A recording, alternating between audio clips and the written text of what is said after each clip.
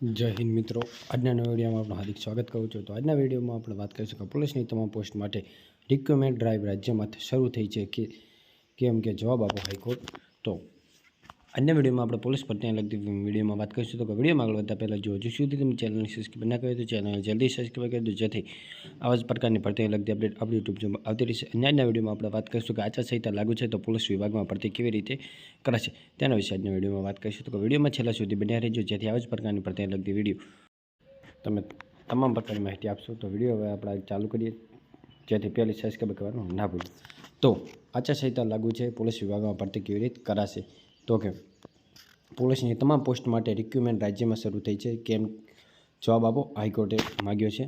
તો કે પોલીસ વિભાગ દ્વારા ટેકનિકલ IBSRP વગેરે ભરતી પણ કરવી પડશે। તો 2019માં દેશની સુપ્રીમ કોર્ટના હુકમ બાદ પોલીસ મહેકમ મુદ્દે દાખલ થયેલી સુઓમો રીટની સુનાવણી ચીફ જસ્ટિસ સુનીતા અગ્રવાલ અને જસ્ટિસ અનિરુદ્ધ પી માર્ટીની ખંડપીઠે રાજ્ય સરકારે રિક્રુટમેન્ટ રૂલ્સ રજૂ કરવાનો આદેશ કર્યો છે। તે સિવાય એવો સવાલ પણ કર્યો હતો કે શું આચારસંહિતા લાગુ થયા પછી હવે સરકાર પોલીસ વિભાગમાં ભરતી કરી શકશે? શું રાજ્યમાં પોલીસની તમામ પોસ્ટ માટે રિક્રુટમેન્ટ ડ્રાઈવ શરૂ કરવાની આવી છે કે નહીં? આ તમામ સવાલોના જવાબ આપવા હાઈકોર્ટ રાજ્ય સરકારને આદેશ કરી કેસની વધુ સુનાવણી 4 એપ્રિલના રોજ મુકરમ કરી છે।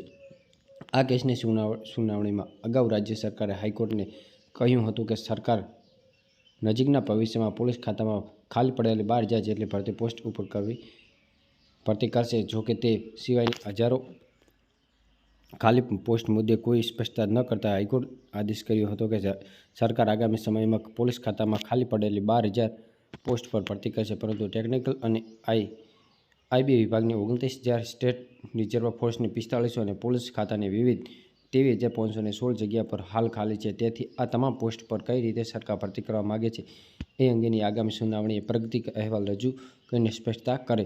તો ખંડપીઠે આદેશમાં એમ પણ નોંધ્યું હતું કે રાજ્ય સરકારે સોગંદનામું કર્યું છે, જે જુલાઈમાં યોજાયેલી સ્ટેન્ડિંગ કમિટીની બેઠકમાં પોલીસ ફોર્સમાં વિવિધ ખાલી જગ્યાઓ ભરવાનો નિર્ણય લેવાયો હતો। વિવિધ વિભાગને એ અંગેની જરૂરી માહિતી આપી દેવામાં આવી હતી કે ગત ઓક્ટોબરમાં 12,000 ખાલી પોસ્ટ ભરવાનો નિર્ણય કરવામાં આવ્યો હતો। જોકે બાકીની જગ્યાઓ ભરવા અંગેનો કોઈ જવાબ આપવામાં આવ્યો નથી।